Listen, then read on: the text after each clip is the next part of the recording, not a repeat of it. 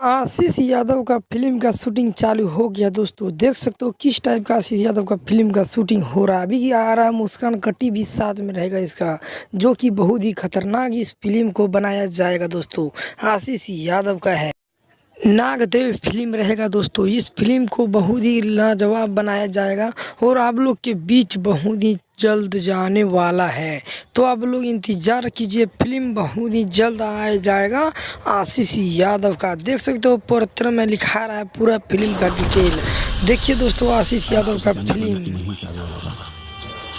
ये फिल्म जो रहेगा नाग तरफ का रहेगा, जैसे नागिन नाग बन जाता है उसी टाइप का ये फिल्म आ रहा है दोस्तों। आशीष यादव का बहुत ही लाजवाब फिल्म है।